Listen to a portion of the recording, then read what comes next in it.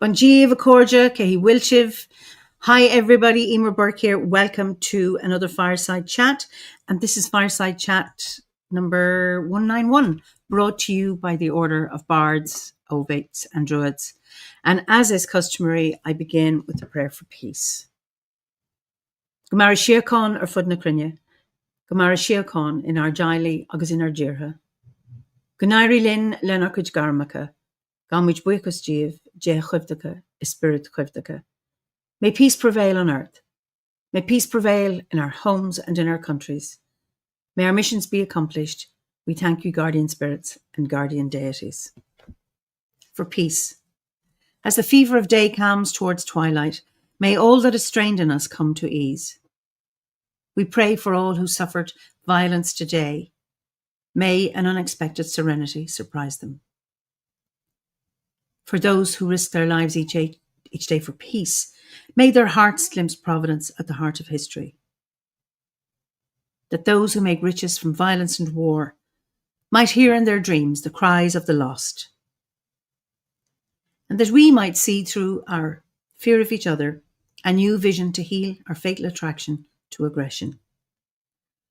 And that those who enjoy the privilege of peace might not forget their tormented brothers and sisters. That the wolf might lie down with the lamb, that our sowers be beaten into ploughshares, and no hurt or harm be done anywhere along the Holy Mountain, with thanks to John O'Donoghue.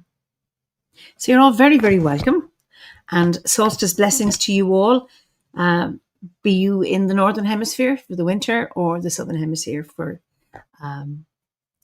the summer solstice. So let me see where people are from. Hi Liz from Wyoming and deepest, darkest Elmer's End. Leslie and Kevin, lovely to see you from Sligo in Ireland. Lovely. Great to see people. Lincoln in the UK. Where are other people from? More people from Wyoming. So it's just so lovely to be here. And this is our last chat until 2026, can you imagine? LeGraw from Washington State, very, very welcome. So, blessings. Hi, Carla from Italy. Ciao. So, we are going to Wales. And let me introduce my guest this evening is Moss Matthew. Have I pronounced your name properly, Moss? I'll take any pronunciation, to be honest. I think it's Matai officially, but since I'm from Germany originally, it's a German surname. Since I've been in the UK, it's been Matthew. So either works. Okay. So you're not Welsh, you're German, but you've been brought up in Wales? Welsh German, I think, is what I'd say. I moved over when I was about 9. Went straight into the Welsh education system through the Welsh language. So grew up somewhere between both cultures, which I think is the greatest privilege of my life. Wow. And it's always interesting around sometimes coming from two cultures. Is your mum, so your dad's German, is your mum Welsh? My mum is from just over the border in Chester, and we settled into Wales when we moved back over here from Germany. And for the longest time, I thought I didn't have any Welsh ancestry until recently. My mum turned around and went, "Oh yeah, your great-grandmother was first language Welsh." Which I thought was interesting, but it didn't really change much of anything. But it was a nice thing to find out. Now, are you a Welsh speaker? I am, yeah. So, and are you fluent? I mean, I'm not going to test you or anything, but reasonably so. All my education was through the medium of the Welsh language up until college. So I might have lost some since then. And what was spoken at home? At home, it was a mix of German and English. Okay, so 3 languages. Well done. Well, that's fascinating. So, where in Wales? Just tell us a little bit about your landscape in Wickham.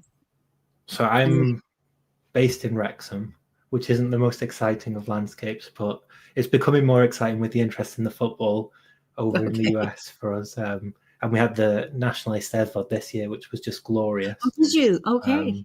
Yeah, and it was phenomenal. Just a glorious celebration of culture. You just while you're there, for people who may not know, what is the National Eisteddfod in Wales? So the National Eisteddfod, it's held annually. I believe it swaps between North and South Wales.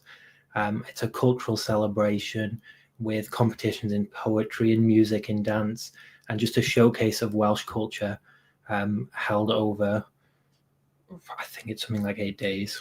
So it's this huge, just vibrant celebration of the language and the culture, presided over by druids, Welsh cultural druids, of another sort. Yeah, and it's interesting because we have Christopher Hughes. He was honoured as a bard 2 or 3 years ago, Yeah. and he's a member of OBOD, but he's also the head of the Anglesey Druid Order, and he was honoured. Became a bard for his cultural contributions. I think it's beautiful. Okay. Yeah. And it was lovely. We managed to go up one of the days with Christopher and Mara, which was really lovely. Oh, wonderful, wonderful. So, okay, so I interrupted you. So continue. You mentioned the Eisteddfod, then I got across you. No, it's a lovely thing to talk about. A good thing to interrupt on. To be honest, there's not that much more to say. Wrexham's, I think it's a lovely place. Some people might disagree, and it's become more lovely. And the Welsh language seems to be really growing and thriving there at the moment. But it's got lovely links across the whole of North Wales. So it's lovely to be able to travel across that landscape, visit places like Bala, which is within an hour of us, and Llyntegid there. And be within that landscape is always really lovely. What's the history of Wrexham? So it's spelled WREX. Is it AM or HAM? So where does that name come from? It's actually really interesting because I didn't know this, but my partner's from the Welsh Marches, so he does a lot of research around that liminal spot. And one of the hill forts near him is the Wrekin, and the Roman settlement there was Wroxeter. So we kind of figured out through his work that it's likely to have come from that Roman influence, and when they moved through the area, and the area where those Rex names are quite prominent was deep where the Cornovi were based. So there's some kind of crossover and link with them in the area as well. There's a number of Cornovi hill forts, not quite coming into Wrexham, but nearby. So it's quite a historic place. One of my favourite spots within Wrexham is a country park called Erddig. It's like a stately home, been taken over by the National Trust. But within the grounds there, they've got a Motte and Bailey Castle, very old. I think it's from about 800 AD. And all that's really left is the little mound. But the mound sits in a forest, and it's created a perfect natural grove. So right on top of that mound, you look up and it's just trees around and the sky straight above you. So I love to go there to do some of the ooky spooky things sometimes. That sounds beautiful. It is, and having that historical connection is also really lovely. Wow. Do you have a seed group or a grove near you, or are you a member of in your area? Associated with a few groves round and about. There's one based in Wrexham, which is really lovely. So we go there quite often, and there's a few across North Wales which we attend a few times, but probably most associated with the one here in Wrexham. Oh, okay. And beautiful. As of last month, also a member of the Anglesey Druid Order. Oh, well done. So tell me a little bit about your background, because I know you're an author, you're a witch, and you're a poet, and all those kind of things. So just tell us about your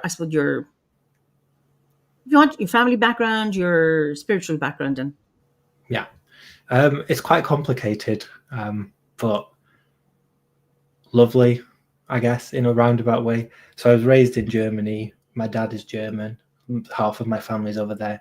My mum's from this area, as I mentioned. Mm-hmm. We moved back over here when I was about 9 because her parents needed a little more support. And I was raised way back then in quite a strict religious upbringing, very fundamentalist.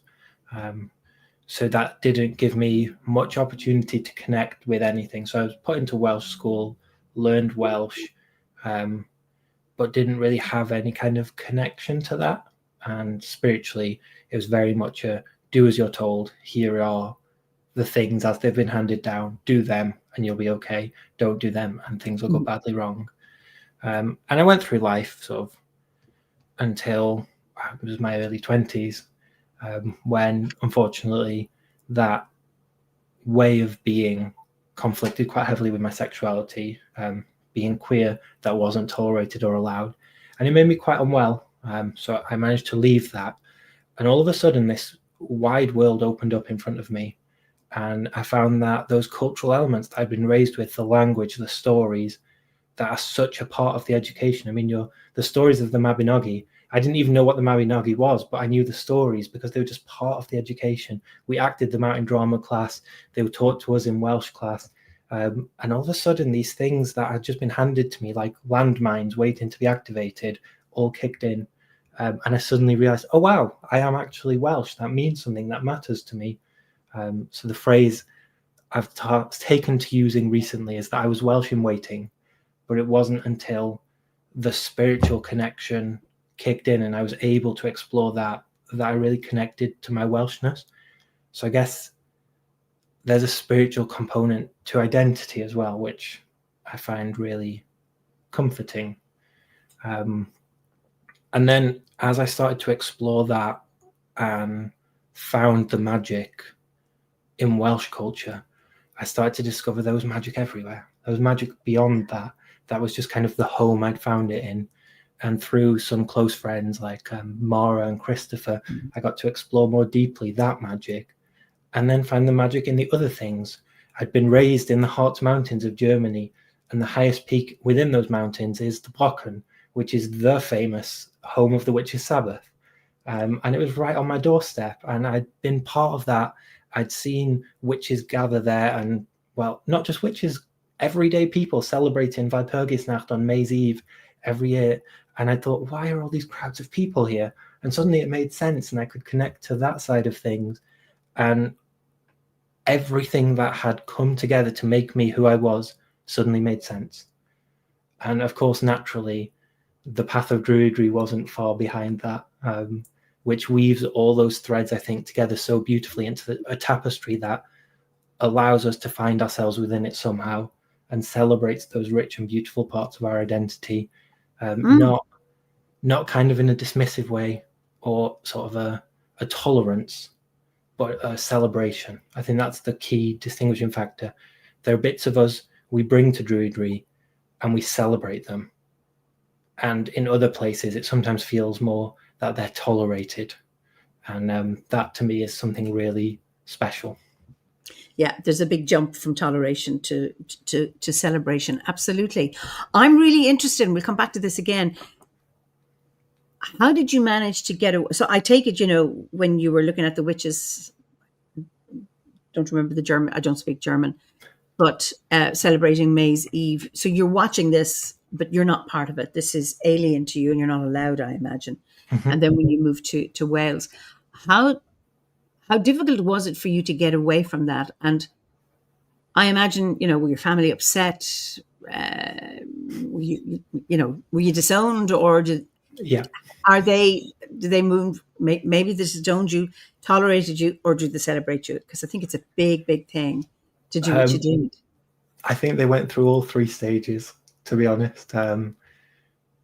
It was terrifying to leave that, because it is something you invest so much of yourself in, and that gives you such a structured way of thinking and being, and to sort of unpick everything you've been told to believe and go through that process of, I guess the biggest and scariest thing was believing I couldn't trust myself, because I had so wholeheartedly believed that my whole judgment was in question. Yep. But I worked through it with the kindness and patience of my partner, who was absolutely my rock.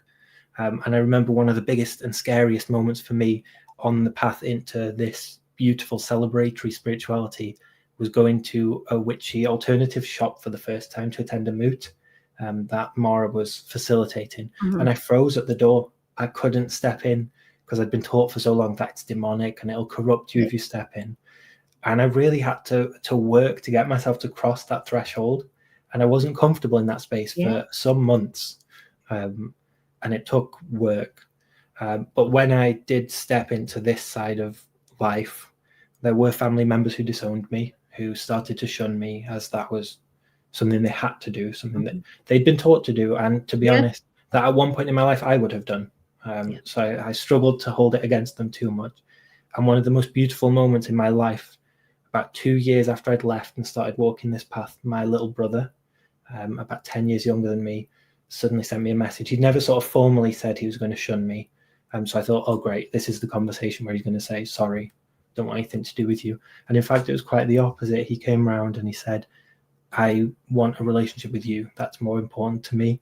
And through that process, we actually became closer than we'd been to start off with. And that was a really lovely part of this journey. And so now we've kind of all stepped into this phase of our lives together. And in fact, this time of year is really special because Christmas was never something we celebrated. And now we all come together as a family and do celebrate that. So we're still quite babies at that. So you mean your parents, you all, like the original family, now celebrate Christmas? All of our close family. How did that happen? I mean, I would say you left, but what happened to your parents in order for them to allow themselves to move from whatever that strict fundamentalism into celebrating Christmas? We were quite lucky. Well, I was quite lucky in that my dad had never formally joined. He was always out of it and on the fringes. And so that meant I had a little bit of a softer landing. I always knew I had one family member who would kind of be there. And my mum has always valued her family over everything. And she was always going to go where her family went, which has been really lovely. And again, I think we've become closer through that process, and unlearning the things that we'd been taught and indoctrinated into together has meant that we get to explore what life can be and find those new meanings for ourselves independently, because we've all followed different paths since then. And I'm one of 4 siblings, and we've all kind of found our own little way out. I've got nieces and nephews now who have never known that way of life, which is quite exciting to be able to show them the world as it is and help them find their own meanings on their journeys as well. So it was a journey and a process, and motivated me to write my first book, because it's something I think a lot of people struggle to come through. And I think we all carry a little of that. There are bits of it that never leave you, and bits that you really have to confront and unpick and leave behind and learn how to leave behind. And so I'm very passionate about helping other people on their journeys as well, because I know how terrifying and lonely that can be, and how fortunate I was to have my family as a soft landing, because many people don't have that. No, I did the same. And I think it's except mine was Roman Catholic, not so much fundamentalist, but maybe you could argue. But my siblings went with me. My mother didn't. She's fine now. But that was a really painful time. And but I had to answer. I had to do what I needed to do. You pay a price, and I can say it was worth it. And now it's come around. There's that time of you've moved away, you've left. It's a betrayal after all you've had, and you've been so lucky to be, and then you reject it all. And then somehow there's a process that something gets resolved in some way, and I just think that is so lovely. And I'm just interested, you've said some lovely things, around the joy and the privilege of your two cultural identities or your two cultural heritages and how rich that is. And then I'm a Welsh person, Welsh in waiting. What lovely. It just that thing about there it is and waiting to discover it, because it's fascinating that you learned the Mabinogion in primary school, but it was a story. And then as an adult, you have another introduction. I was the same. The nuns taught me about the Druids in school. I never think Druids was a thing. I didn't think I'd ever become one. But I was always fascinated, and then learned the myths, our own mythology, and I was fascinated with that as well. And then to come at it as an adult and to have another look, I think it's just It's so beautiful and so rich. So tell me, what's the name of your first book? It's got a big, scary name, An Apostate's Guide to Witchcraft. Do you know what? I was about to write big, scary name. Sorry. So, Apostates. I can show you what the cover looks like if you want. An Apostate's Guide to Witchcraft. I've got Apostate's Guide to Witchcraft. Okay.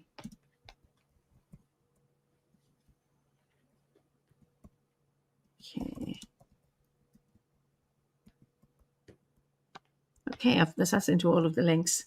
So I think Ben Stimson has put in a link. Maybe that's a link to. Are you published by Llewellyn? Yeah. Okay. Brilliant. So I was just going to say something there. Yeah. So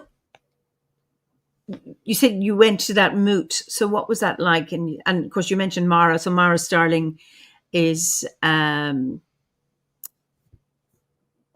she was a Fireside guest last summer, and of course she's a writer and she's a witch, and she spoke at our winter gathering in 2024 about druidry and witchcraft. And so I'm really interested to hear your perspective. Inez says she misses you and nice to meet you. Okay. Oh yeah, and of course there's a question for later from Morgan. I'd be curious to know if both cultures are reflected in your practice, primarily the Welsh side. Both, very much so. The Welsh in the landscape where I live and the German in the landscape where I'm from, and both have an equal importance to me. These days I find myself connected more with the German side of it, because that's where my heart still feels at home, and the stories, the magic, the workings from that landscape, when I bring them into what I do, I find that deep sense of connection, and I find they work, and they work so beautifully for me. And there's some beautiful things within that I think are often neglected. So one of my favorite things to talk about is that witches in East Germany used to work with spirits they called dragons, and I just find that fascinating, and that's historically documented throughout folklore and the witch trials, and little nuggets like that just bring me such joy and excitement to find and to talk about and to incorporate into what I do. And so I primarily write about the German side of the practice and have built quite a library around that. And then with my friends and my community here being on the landscape of Wales, it tends to be that communal practice is Welsh and the personal practice is German. And is there anything you'd be happy to share with us about so it's German, not German druidry, it's German witchcraft? It's a little of both, I'd say. I think I find that distinction difficult because I guess my practice is just what I do and I am both at the same time. So I guess a lot of it is witchcraft in the sense that these were the folk practices people would have done, but they wouldn't have identified that as witchcraft. It would have been a danger to their life to identify that as witchcraft. And so that might be the lens with which I interact with it now, but equally so I think you can approach it from that druidic perspective. Little things like there's a folk magical tool that people would have used called a Druidenmesser, and the Drude in German law is akin to sort of the nightmare spirit. It's this malevolent entity that would sit on your chest and sort of press down, and was again strongly identified with malefic witches. It could enter your room through the keyhole. So this being is really key to German law. And the Druidenmesser takes its name from it. And also the pentagram in German is sometimes called the Druidenfuß. So the Druide's foot, because it's supposed to be the footprint that this being leaves behind. But then the Druidenmesser was seen as a protective charm against this spirit. It was a blade, a pocket knife with 9 stars carved into the tang of the blade. And if it was thrown over, one of these beings would banish them, and it would be used in different sort of ways of preparing herbs and different folk magical contexts. So to me, that's something that you can approach as a witch and use it in that magical sense, or as a druid if you're preparing your incenses and doing these things so intentionally and deliberately. You also have that connection to culture and, again, the magical element of druidry that you can approach that through. So to me, I guess it's that kind of nexus of all of those things coming together. And even if you look at sort of modern traditions of magic and the idea of ceremonial blades, you can even link that back to that historical kind of folk custom. So I enjoy that, the way those things come together. Oh, that is just beautiful. Absolutely beautiful. So what is the premise of your Apostate's Guide to Witchcraft? What are you sharing in that? What is the main message in your book? I'm trying to get people to buy it. So it's I'm not very good at marketing, because to me it's a step on my path and something I want to share with people, but I find the marketing really but I guess the message of it's encapsulated in the subtitle, Finding Freedom Through Magic, because to me it was a journey of finding my own freedom. So druidry and witchcraft to me are special, because where other areas in life we have so many meanings handed to us, in both druidry and witchcraft, and I guess predominantly druidry, we're not given meanings, we're given the tools to find our own meanings.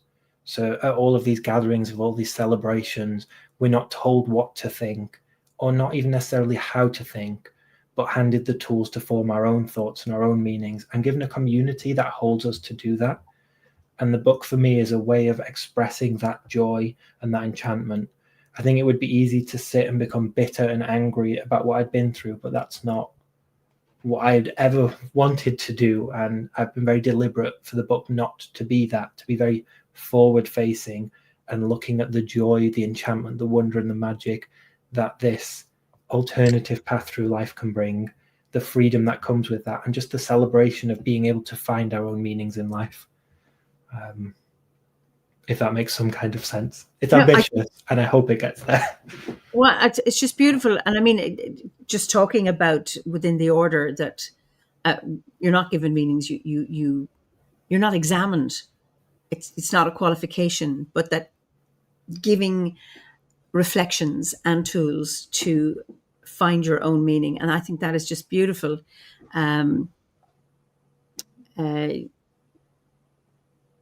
That is something that I think it might be unique to us, that we do that it's not about a race to pass an exam, to get a qualification, to get a recognition that you are a whatever, but to be able to find your own meanings of what.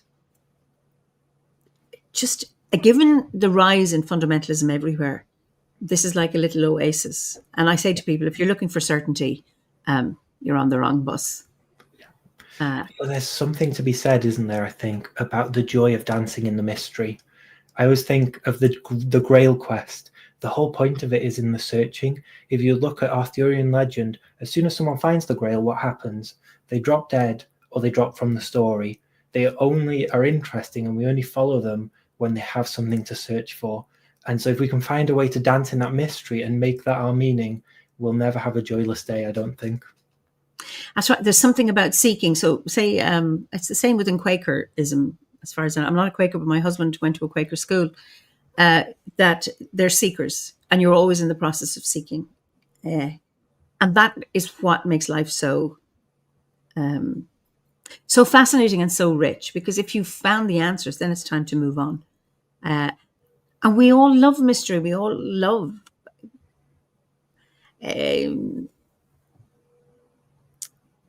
I think that having that hunger and that curiosity in a respectful way for what we don't understand. And then there's some people who just want to find out. And then I go, for others, it's like, no, just like you say, the joy of dancing in the mystery. And Liz Hill says you've a knack for turns of phrase. Yes, you do. But it's not about, I would say, swimming in it, lying in it, resting in it, dancing in it. And the joy of that is, because the thing about mystery, if you engage with it, is there's a part of you that understands it and another part of you that doesn't. And it's that there's a sufficient hook to keep you seeking and not too much that you actually find out or that you stop. And that is a mystery. And I just think that's so magical. Yeah. And it makes just life very, very rich. Definitely. It's the work of a lifetime. Yeah. Oh. And again, you're talking about that community that holds us in that search. Morgan says, I'm living in a different culture than I grew up in, so it's always interesting to hear how others balance that. Patrick says, thanks for having me. I must be off. Oh, blessing. May the path be bright in the darkness for you and your travels, full of passage. Yeah. That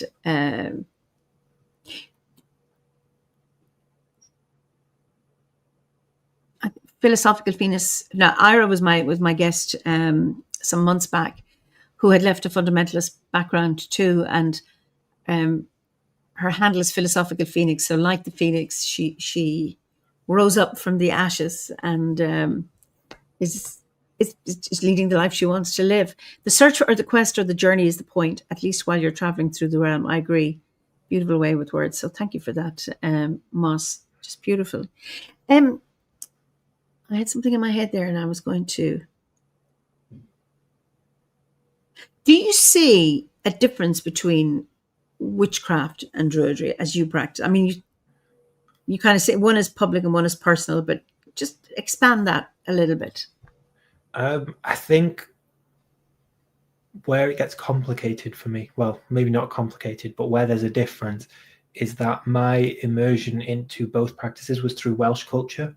And in Welsh culture, both are so heavily invested in that bardic tradition that the differences are probably less than they might be within other cultures that don't have that. Like within Wicca and druidry. Yeah. So you wouldn't describe yourself as a Wiccan, would you? No, I'm not an initiated Wiccan, very much. Okay. My witchcraft is very rooted in Welsh folk practice and German folk practice, sort of woven in the middle of there. So it's less of a formal initiatory tradition and more of a connection with those practices and finding the magic within them. So I guess within that Welsh lens, and Mara did such a beautiful job of capturing that at the Winter Gathering, the differences are less and it's a lot easier to reconcile those. And I feel privileged to have that perspective to then look to sort of German culture, because obviously Germany was really influential in the Druid revival and was a big part of that. And looking to the folk practices, looking to the way they connected with that enchanted current. And I guess the circular thing I'm trying to get to is that to me, this is all part of one great big enchanted river that we all draw on. And the way we might express that is slightly different.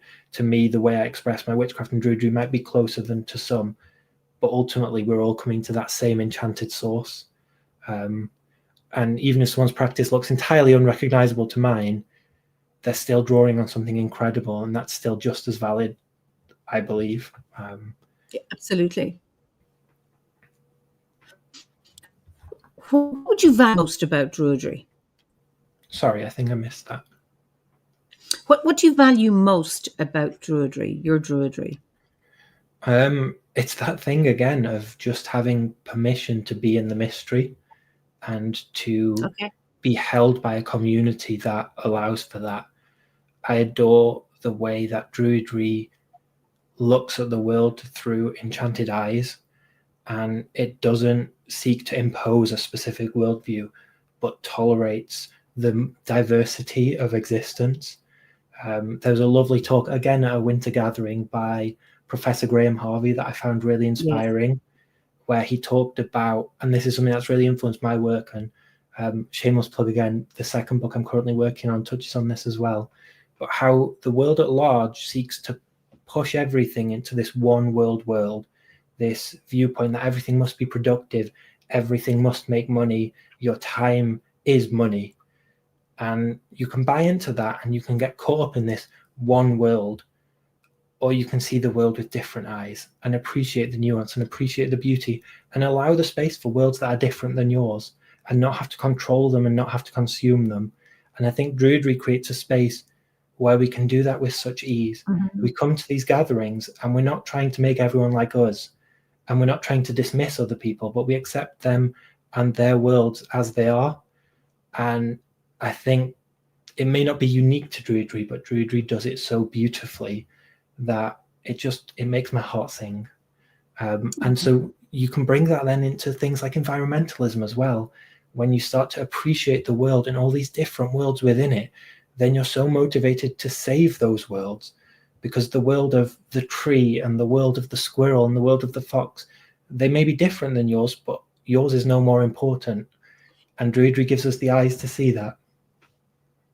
I think that is beautifully put, giving us the eyes to see how connected we all are. And of course, this is, I suppose, OBOT is organized non-hierarchically, and we recognize the non-hierarchical nature of nature.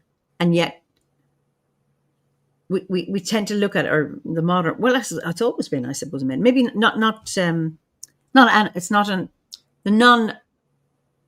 the non-animists, so often many see it as hierarchical, and then we're at the top and then work our way down. And then, the bacteria and the viruses, they're on the lower rung. They're not. They're inside us, eating us. We're dependent on them, on their mercy to allow us live or not. I mean, it's really interesting. And yet the hubris of we being at the top. And I loved, that weekend when Graham Harvey was speaking, and Gordon McClellan, we're all ensouled. That lovely notion of ensoulment, I just find it so rich. I keep talking about it every time I'm interviewed or talking.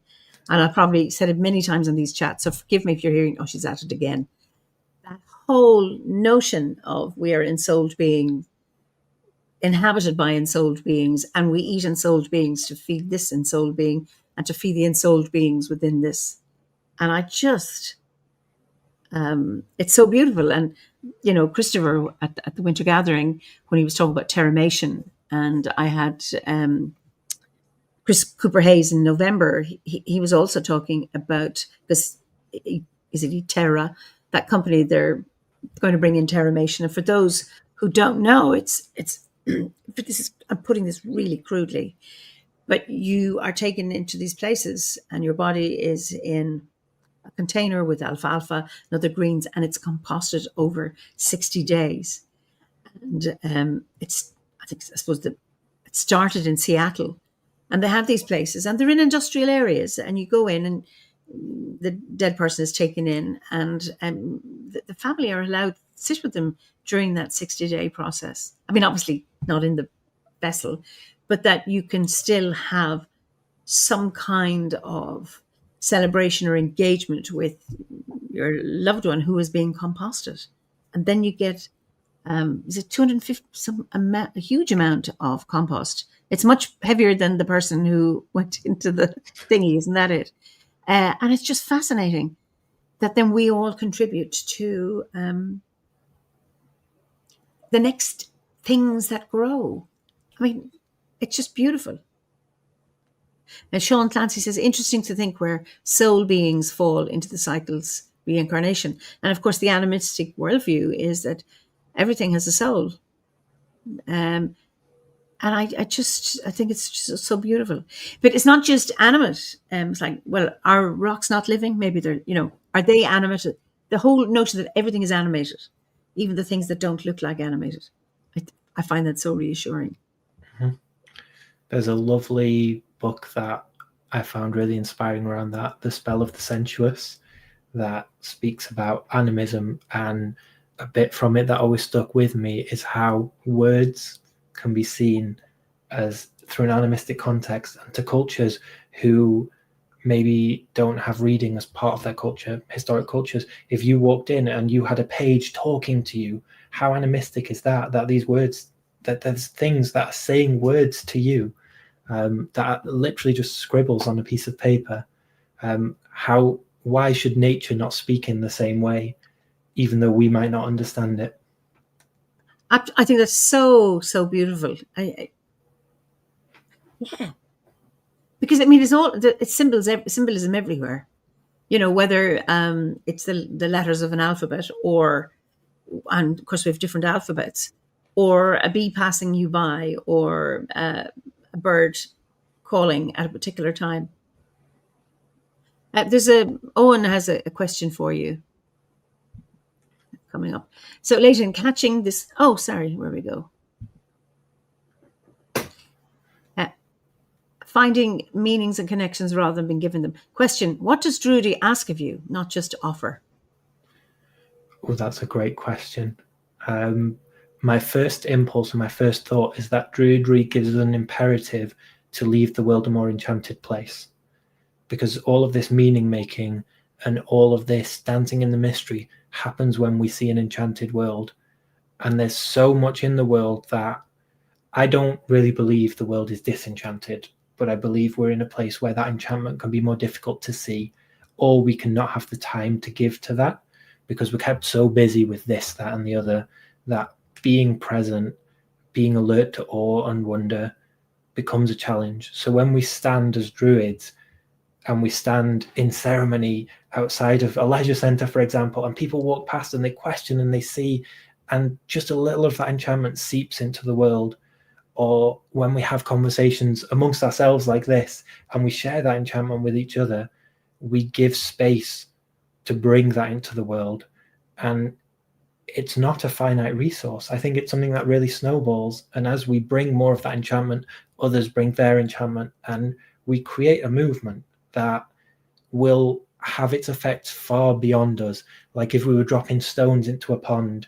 So I guess that's the obligation for us, is to intentionally choose to see and to share an enchanted world with each other, as if we were throwing pebbles into a pond and trusting that those ripples will go where they need to be and inspire others to do the same. That is so beautifully put. Absolutely. And of course we have, what is it, Sylvia says, you have the best guests on your OBOD broadcasts. Thank you. That's you're in there. Beautifully said. Absolutely true. And beautifully put, that language is an animistic miracle. I think, see, I get buzzy by conversations like this, and I love talking about this kind of magic, not the abracadabra spell manipulating kind of magic, but just having, I mean, I think magic happens in a conversation. Just, and then when we're in the landscape around us, and then we're talking, and then we hold ceremony and experience stuff. And again, it's like energy's passing forth all the time. And the more we are aware of it, the more magic is created. And I think the sad thing is, yes, you're right. It's not disenchanted. It's just people don't see it, or people are asleep. I mean, and Baring talks about that in her book on consciousness, is that it's not that people are evil and they're hateful, is that they're asleep. They're not conscious. And coming from some deep trauma or pain, when you look at leaders at the moment, if only they could become a little bit, see the enchantment that they once saw.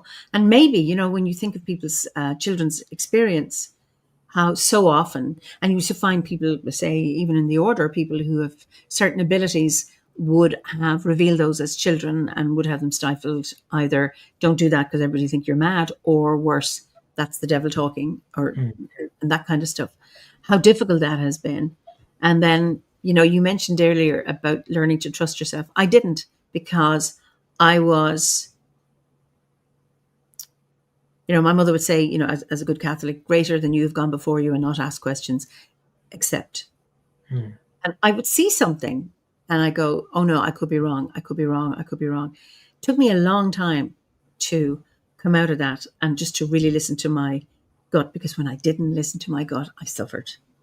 And just to be able to,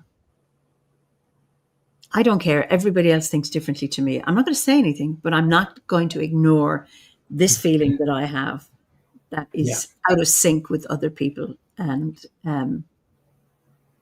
trusting it. I mean, that's the greatest gift. One of the greatest gifts you can give to yourself is to listen to yourself and trust yourself. Yeah, absolutely. Pauline said, love the connections you have to the hearts, mountains, witches and dragons. A magical place to grow up in. as is the land of North Wales too. All magical and natural places full of energy. Thank you for sharing your involvement in 2 areas I love too. So both in, obviously, have both connections. Everyday miracle of intentional connection. That's lovely. So, and it's not hard. But I think a lot of people are frightened. I remember I was 9 when I was in religion class, and it just dawned on me that the God the nun was talking about didn't exist. And I knew it to my very core. And then I panicked. I thought, oh, I'm off to hell now for such a thought. And Yeah. I remained an agnostic for a long, long time, but I was never religious. Just never bought it, even as a 6-year-old making my communion. Never. Where other kids were nice and devout, I'm not getting any of this. Sorry, We need the people who question. I really think so. Yeah. And I love what you say about the magic in conversation. It's there's a lovely, in researching the Welsh side and the Bardic tradition, there was a lovely little tidbit I found a little while ago about Awen and how there's a magic in that's woven into Welsh language, and that there's inspiration behind it. There's one of the most ancient poets recorded. We don't have any of his poetry. We don't know if he was a person, but the first of the Welsh poets ever written about was Talhaearn Tad Awen, Talhaearn, the father of Awen. And there's a lovely article written that speaks of the idea that when he started to compose his poetry, that was the beginning of the Welsh language, and therefore the beginning of inspiration, and this weaving together of language and inspiration that results in Awen. And how the way we choose to use our words and share our words with each other, because when, as I'm sure you're aware, coming out of something like that, sharing your thoughts, sharing your words and your inspiration, it's terrifying and it's not always easily done. But choosing to do that is, I think, what brings that magic and that enchantment. And it's that combination of inspiration and the words we share that inspiration with that lets Awen flow. It's a really interesting thing. So I don't know if you know, I'm a psychologist, or I'm retired now, but I did a lot. I taught at 3rd level for 27 years, and I taught communication skills, and I'm talking about actual communication skills, not how to use a phone.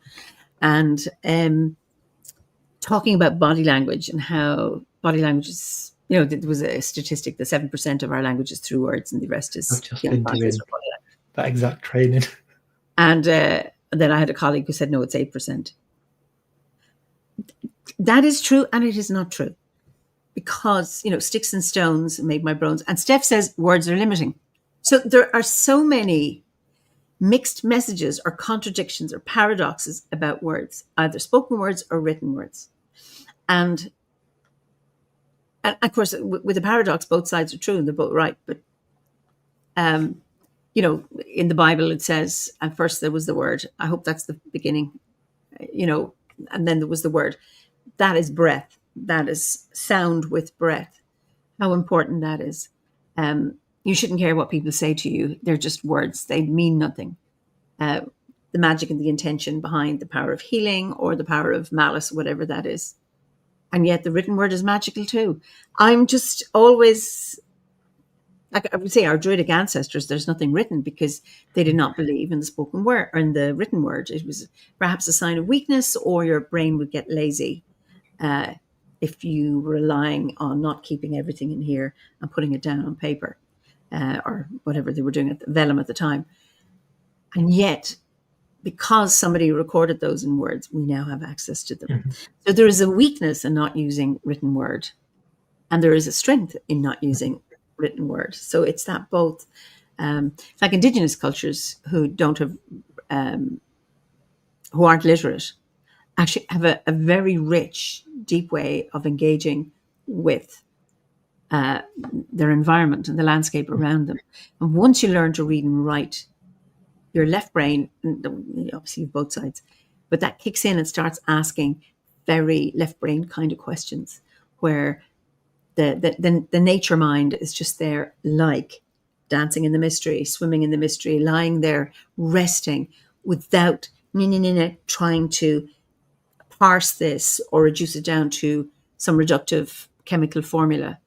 And yet I'm not dissing that either. So there's that, and there's balances that we need to leave our wisdom to the next generations in multiple ways so it can survive. And James says, life is itself is a paradox. It is. And it is in that paradox that we discover the beauty of enchantment. Couldn't agree with you more. Absolutely. Absolutely. And I think... And that's why fundamentalism has no place here, because it can't deal with paradox. It can't deal with ambiguity. And it can't deal with uncertainty. And I think that's one of the strengths we have within OBOD is that, and as a psychologist, psychologists are around helping clients live with uncertainty. There's no guarantee. And yet, in the world in which we live, you're told, are you insured? Your car is to be insured, your house. No. Because this is going to keep you safe, because when the big bad event happens, etc., and that it gives you security. And then we've, 5 years ago had a pandemic that threw all that certainty stuff out the window. And now it's back to learning to live with uncertainty and mystery. And that is where we need to be. What is it? Liz says, others writing of the Druids, the problem is the solution, as we say in permaculture. These writings allowing us to find our way back to what we lost. Lovely, Liz. And then, I think the modern world can't deal with mystery. And yet everybody craves for it. Look at love, for example. Who doesn't want to be loved? There's this thing that, I don't know the percentage of marriages in the US end in divorce, but how many times do people get married over and over again? Because they're still looking for love, maybe looking in the wrong way, or maybe not be healthy love, but whatever it is that we are drawn to. It calls us all the time, maybe to repeat that first bond that we ever had. Maybe in the womb, because once we're born, we don't always have good relationships with our mothers. I don't know. And science can't help us at all. It's not rational, and yet it drives us. And that's a mystery, and that's magic. And it's the same with spirituality, I think. I think what you're talking about there as well is such a good example of where words limit us. One of my favorite poets, being German, is Rainer Maria Rilke. Yeah. And he writes a little in his letters to a young poet on living the mysteries and not just having it as that philosophical exercise, and particularly the example of love. If we read love poetry, what does that mean, and what does it matter if we've not first lived that? And if we haven't had these generations of lovers living out those mysteries so that the words have some kind of meaning. And so I guess that's also, again, that paradox and that infinitely turning wheel that feeds itself of first we must live the mysteries before we can even ever hope to articulate them. And then once we articulate them, we need others to live them, or it'll make no sense. Absolutely. And of course, it's all about experience. And I know, I think it's early on in the Bardic grade. I don't think I'm given a big thing about the Book of Nature. And that is where you find so much wisdom, magic, mystery in the Book of Nature. And that's not written anywhere. It's out there. And that having that, we're talking about looking at trees, go and be with the tree rather than reading about the tree. Leave the reading till later, but just going out there and spending time. And I remember the first time I really discovered the magic of a fire. And this is before I joined OBOD. I was doing a series of sweat lodges with a medicine woman from the US in Ireland. And the first one was at Imolc. And we had spent the whole weekend sleeping inside, but spending a whole weekend around a fire in the rain. In February, where it's at the beginning of February, where it's cold and miserable, and it's Ireland. And I remember we had done lots of ceremonies, and everybody was going to bed, and I thought, I have to stay by the fire. And this pure magic. And I had to do it in order to experience it, because it's not enough. I mean, I knew it's lovely to have an open fire in your sitting room, things like that. But actually to look and see things in the fire and feel things and hear things, it was just mind-blowing. But again, it's about experiencing that rather than reading about it or learning or being taught how to do it. Just do it, engage. So Steph says, you can sing a song in a strange language and still get across the message without understanding the words. That's really interesting, Steph. I speak Irish, and often I'm speaking Irish in a situation where there's a ritual or something, or even if I'm storytelling. And if I'm storytelling, I will translate it. But sometimes if I'm not in a ceremony, I don't translate it. People say, I don't know what you said, but the hair was standing in the back of my neck. And I remember being at my very first ovate Gorset, and we were beating the bounds. We were opening up the 4 quarters around the site where we were camped. And there was a Welsh woman behind me. So we were asked to speak words to each of the quarters. And she started. I had no idea what she was saying. Oh my God, but I was tingling. And that's a language. I love how it sounds. I don't understand it. Just beautiful. Yeah. Well, Ricky Gellison, I think you know Ricky. Words are limiting, which is why I now communicate in memes. Makes sense. And Sylvia says we ride the fulcrum between opposites with words as well. And then Marianne says, I think the mind craves certainty, and yet in nature, the only constant is change. Absolutely. Yeah. So I suppose it's all of that, living and allowing ourselves to live in the magic of that. It's just wonderful to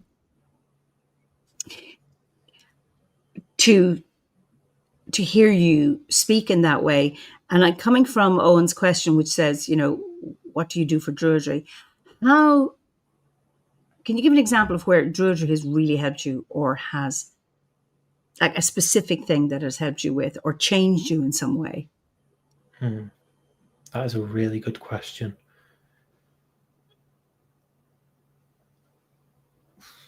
I think for me, really sitting with what Druidry means. And I guess this to me is one of the big differences between Druidry and witchcraft. Witchcraft is something we do, and oftentimes it's for us. It's a way of enacting change, but it can serve community, but often that's not the primary motivation. Whereas Druidry, everything it does is built on that premise of serving community and of bringing peace and making the world in some way a better place. So I think Druidry, when I first found it, really challenged me to think, what am I doing to leave the world a better place and to serve my community and to hold those spaces? Because I think that's something I really missed from fundamentalism. For all of its awful, terrible aspects, there were always people there who always had the door open. And you lose that somewhat in society. Mm-hmm. And finding ways of bringing that community into the world again, and finding my group of people who I can just bring into that space, and then widening that, never sitting and being content and going, okay, I've got a few people now, but thinking bigger. Druidry always challenges us to do that, doesn't it? It's not, our prayers for peace, they're not for the people closest to us, they're for the world. And always thinking, how can I make this bigger? How can I bring more people into this community I'm trying to build? I guess that's the way it has really shaped me. And this conversation we've had today, for me, thinking about community, enchantment, what we do for the world and what we leave, none of that would have been possible without Druidry. It really has challenged me in myriad ways. I think, and being of service is so fundamental to us as an order. And I see it, I don't know what other people do out there, but I know how people serve within the order and how they give of their time, their skills, their commitment, their love, their support, and how rich that is. And I would generally find it hard to ask for help, but I have no problem asking people within the order if they will do something, because it's generally the response is, oh yeah, I want to give something back. Oh yeah, I've gotten so much, I need to give some, I want to, so that it's not like, oh God, do you really need me to do this? It's a demand. It's like, no, people want to give something back. And I just find that, I don't know, is it unique within the order? I don't know. But it is just so lovely to feel that, because there's nothing like being of service and giving meaning to your life. It's all intertwined. So what do you do for a living then? At the moment, well, not at the moment, I work in mental health care. So this is also a way where my spirituality sort of feeds into all aspects of my life, because I work in lived experience practice. So through my experiences, I've had problems with my mental health, and I've found my own recovery journey, of which Druidry was a huge part. And now my day job is as a senior peer support worker, being qualified by my lived experience of services to help other people currently accessing services. Now, can you unpack that a little bit? Just to, yeah, of course. Yeah, I'm fascinated with this. It's quite a new field, but it's essentially that idea of an expert by experience. As you go through life and you navigate your own recovery journey, you learn skills that can't be taught by books and knowledge in that traditional sense, but they're skills you can share. Holding presence for someone, giving someone empathy and your undivided attention, helping them access resources that you've had to access, and just having that deep-seated care for someone that comes from having walked in their shoes. So there's been a movement of late to bring that into mental health care. So when as part of my recovery journey, I went and did a psychology degree, that stereotypical thing of I want to figure out the ways that I'm broken. And off the back of that, I started to work in mental health care, and now I work on an inpatient ward, helping people who are in real crisis, and bringing a little of the journey I've been on to that place is something that I take really seriously. It's a real honor, but a real obligation as well.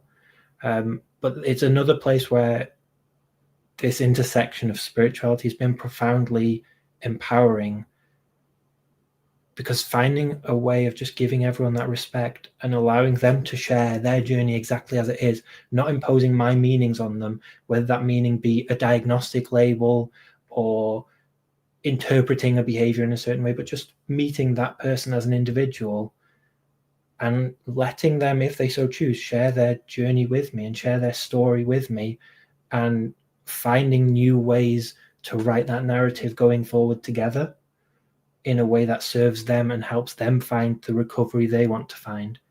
And oftentimes people want to access things that are on that borderline of spirituality, things like Reiki, things like acupuncture, things that might not fall into that traditional model. And being able to have a space where I go, explore that if you so wish, if that's meaningful to you, facilitating that without judgment, whatever that might be. I think there's a real power in that. And there's a beauty to me in peer support in that, again, it becomes that eternally turning wheel, because you share peers. We all benefit from peer support, no matter what our role in life is. It just so happens that my peer support is in mental health, but we look to our peers always. If we work as nurses are our peers. We look for supervision from them. And as you share peer support and other people navigate their journeys of recovery, they become empowered to pay that forward then to others. And so the people I support today will be the peer support workers of the future. And it becomes that wheel turning, helping people find new ways of learning their own journeys and new ways then of sharing that, just to make the world just a tiny little bit of a better place. And I think I've talked way too much about that already, but I love it. I really do. Well, I think it shows, Jules, I'm going to put it up and think, Moss, what a wonderful way to take the shadows of your life. What a wonderful way to take the shadows of your life, rework them, then bring light into someone else's life. Bless you. Thank you. And Morgan says, that sounds like a wonderful job. It really is. I've been lucky to benefit from peer support and learn from others' lived experience with my own chronic illness and know how important it is. So how does that look like? I mean, so it's mental health, so people are about a bed and they're dressed. Do you do one-to-one? Do you do groups? Or it really varies depending on the setting. So I work within the NHS at the moment, and I've worked in a few different settings with that. I've worked within the community, where it can look like going and meeting someone and helping them to do the things that matter to them and take those steps on their journey, whether that be accessing volunteer work, whether that be looking at those those boring and difficult things in life we have to do, like maybe looking at benefit paperwork when we're really struggling, just being able to support through that from the place of having been there, and being a bit of a bridge to traditional services. So sometimes people can really struggle to share those difficult things and those big feelings with traditional services because they feel that they're just waiting to label them as symptoms or try and apply a diagnosis to that. So to be a person who that can be shared with and then taken back to the teams in a gentle way and handled sensitively, I think that's the most important part of the job for me, is to hold people's voice and to take that into the spaces where it really matters. Because so much in mental health care happens without you being present. And you can become so disempowered and your voice isn't sought. And so to be in a space where I can bring that voice into all of the spaces and to the places where decisions are made is such a great privilege. And so part of that has become as well over time, facilitating feedback collection when people want to share their experiences and alter services. And there's a whole field now of co-production where everything that is done in mental health care has to be co-produced, so that service users and carers are equal stakeholders in that, and their voice has equal importance. Things aren't done to or for, but with people. And so that is ultimately the core of it, is being with people in their distress rather than doing things to people in their distress. It's very wide.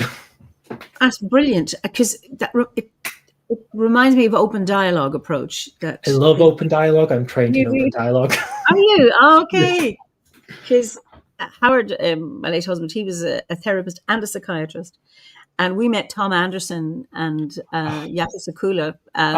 Jaco's just published a book. It's brilliant. Okay. That's a long time ago now. So we met them in London, and then they were over in Ireland. And we were just blown away by this. And of course, with open dialogue, no meeting is ever held without the person being present.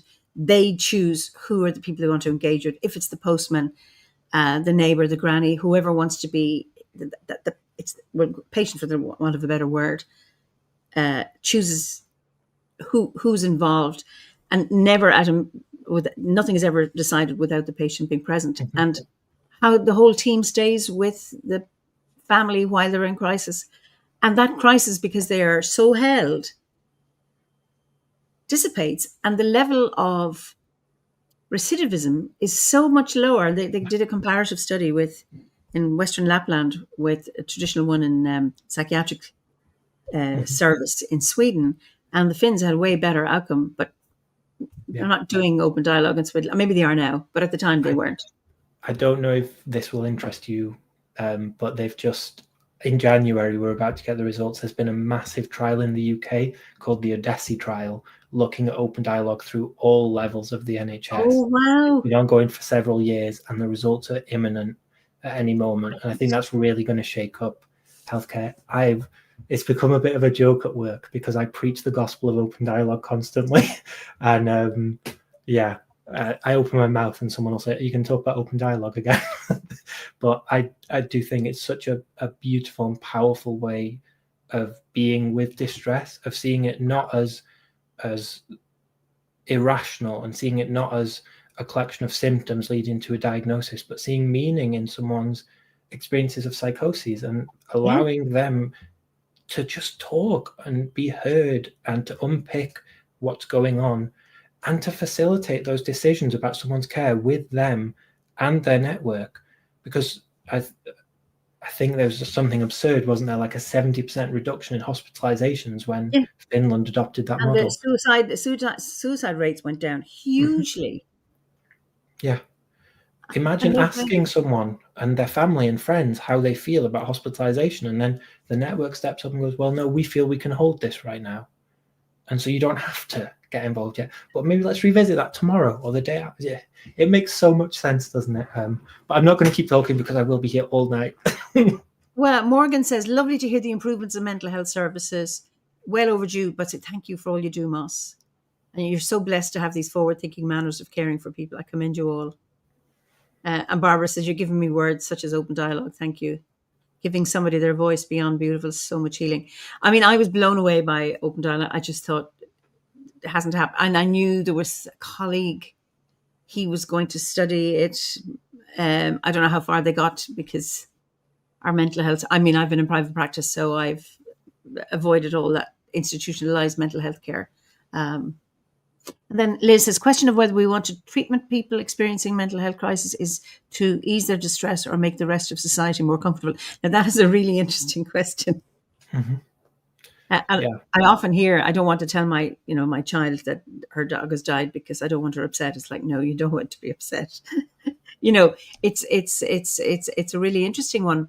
I was in Morocco in September on a storytelling residency, and underlying the rationale for the residency was looking at the invisible threads between Amazigh culture and Irish culture. And I had a Moroccan storyteller with me for 2 weeks in August, and then I was with him. And we went to what's called a lila, which lila is it means nighttime, but it's that community ritual where you have Ganawa musicians, and there's a trance dance, and then people get, as it was, possessed by jinn. And I'm in this room, we're all sitting around, and there's musicians up at the end, and I'm the only non-Moroccan there. But there are babies, there's toddlers, there's children of all ages. It is a community situation, and nobody's afraid. So you're listening to the music and there's chanting, and then obviously if whatever takes possession of you, you get up and you dance, and you've somebody there holding on to you, minding you, making sure you don't fall or whatever it is. No fear. So people could be yelling, they could be screaming, they could be singing loudly, whatever it is, just what you think, looking crazy. And everybody is there holding space for those people, and no fear. And that's what a gift. And that is an old traditional way of a cultural way of healing people. That's beautiful. And not sanitizing it. This isn't suitable for children type of thing. Because so often we do this. Children shouldn't see this. Children shouldn't see dead people. I mean, I grew up seeing dead people. I mean, real dead. I was taken to funerals is what I mean. And that's a very Irish thing. Well, it was in the past, certainly. But it's about that, letting the whole community support people in their distress. Yeah. And not being frightened. I read a really brilliant article recently, which to me brings it all together, which basically the key point was that in mental health care generally, we treat people as cases. We see it as a case, and it's like, and we detach ourselves from that. When someone becomes a case, they're distant, and we're analyzing them, and we're looking for a list of symptoms. And the approach, and this is where my line of work falls, is slowly shifting to seeing it as a narrative and seeing people's experiences as one step within the context and the narrative of their lives. And when you see someone's experiences as their narrative, then you don't have that sense of detachment anymore. And you seek to understand, and you want them to communicate to you what they are experiencing, because it's so important to understand this part of that narrative. And that's where storytelling and druidry and mental health care and all of this all comes together so beautifully, because that's what it boils down to. It's the stories we choose to tell and how we choose to tell them. And if we choose to tell the right story in the right way, in the right place, it becomes something of profound healing. And I think there's such a beauty in that. Oh, thank you. I could talk to you all night, and we're coming to the end of our time, and this has just been fascinating. Absolutely. So thank you so much. And again, I just love that, allowing people to tell their story. And sometimes, and even Eric Byrne used to talk about, writing our scripts. We can rewrite our story. It doesn't have to be the one that we were dealt with when we were born. And I think it's so lovely to have that to work. Again, of course, that whole process is a magical one. So thank you so much, Moss. It's been absolutely, Kim says, what a brilliant conversation. I'm going to allow you say goodbye, good night, good afternoon, because there's people from all times watching this conversation. Okay. Thank you so much for having me. And thank you everyone who's come along and been part of this conversation. Goodbye, good night, good afternoon, good morning to everyone wherever you are. Thank you for joining us. Okay, you don't go. I'll just put you into the green room, and we'll look at the comments just afterwards. I just want to say goodbye. Well, thank you all so much. I hope you enjoyed that conversation as much as I did. I could have spent much longer talking to him. So I just wish you Banachthi and Greenstad, blessings for the solstice to you all. Whether you're in the southern or the northern hemisphere, whether it's the longest day or the longest night that you're going to celebrate. Many, many blessings for you all at this time. I'm taking a break, so I'm going to be back. It's when am I back? 15th of back on the 15th of January. So in the meantime, be well, and thank you so much for your support and supporting my guests and some wonderful questions and comments. Of course, we didn't get to all of them, unfortunately. So good morning, good afternoon, good night, or if you're watching a recording of this conversation. Until we meet again, Athleen Fiwasha, Jeev Galer, have a good new year, and until then, Slán go fóill.